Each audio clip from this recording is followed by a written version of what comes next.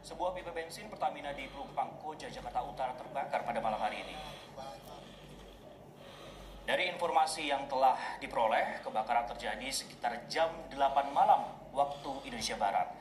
Tugas damkar saat ini terus berupaya memadamkan api, saudara. Belum ada informasi terkait korban jiwa maupun penyebab kebakaran ini. Sementara itu, kebakaran menyebabkan arus lalu lintas di Jalan Raya Pelumpang macet. Menurut warga di sekitar, bau solar menyengat menyelimuti area Tanjung Priuk dan Koja pada malam ini.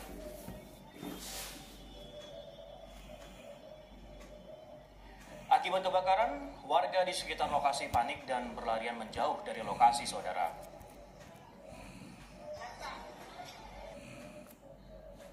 Ini udah apinya gede banget ini di Pertamina.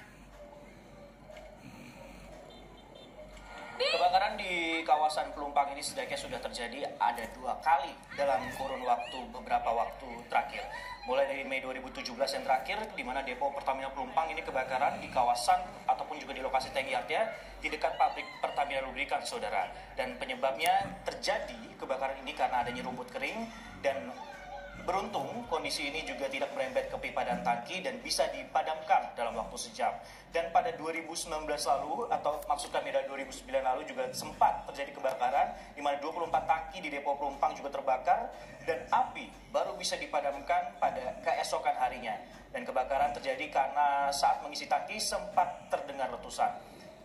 Dan inilah visual terkini ataupun juga gambar di kawasan Koja, Jakarta Utara, saudara, di mana api masih terlihat dan proses pemadaman masih terus diupayakan ataupun juga dilakukan oleh petugas damkar setempat.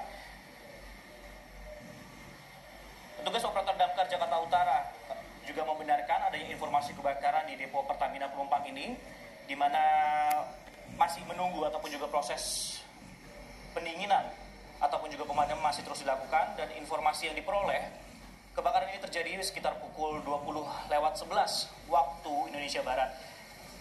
Dan proses pemadaman masih terus dilakukan.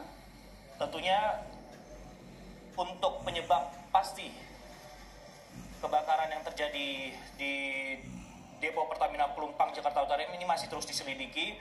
Dan yang terpenting ataupun yang utama yang harus dilakukan ataupun yang sedang diupayakan adalah proses pemadaman api terlebih dahulu. Hingga saat ini kami juga masih menunggu informasi apakah ada dampak akibat kebakaran yang terjadi pada pukul 8:11 waktu Indonesia Barat ini.